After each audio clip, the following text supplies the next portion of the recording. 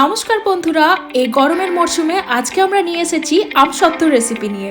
চলুন দেখে নেওয়া যাক। প্রথমে কাঁচা আমগুলোকে আমি জলের মধ্যে কিছুক্ষণ ফুটিয়ে নিলাম।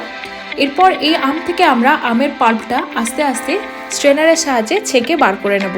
আপনারা দেখতে পাচ্ছেন কি সুন্দর আমের পাল্পটা বেরিয়ে গেছে। এরপর এর মধ্যে দিয়ে দেব স্বাদ মতো চিনি, এখানে আমি পাউডার সুগার ব্যবহার করলাম। এরপর দিয়ে দেবো সামান্য চিলি ফ্লেক্স। খুব ভালো করে আমের পাল্পটা ফুটে গেলে এর মধ্যে সামান্য ফুড কালার মিশিয়ে দিচ্ছি। আপনারা চাইলে ফুড কালারটা স্কিপও করতে পারেন। এরপর একটা এরকম প্লেন থালার মধ্যে আমরা একটু অয়েল ব্রাশ করে নিলাম।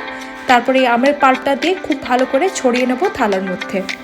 এরপর এটাকে একদিনের জন্য শুকোতে দিয়ে দেবো। পরের দিন সকালে এটা খুব ভালো করে রুটির মতো উঠে যাচ্ছে। আর এটাকে আমরা কেটে কেটে রোলের মতো করে আমসত্ত্ব বানিয়ে নেব। খুবই সহজ রেসিপি, আপনারাও বাড়িতে বানিয়ে ফেলুন। আর কেমন লাগলো আমাদের জানাবেন। ধন্যবাদ সবাইকে।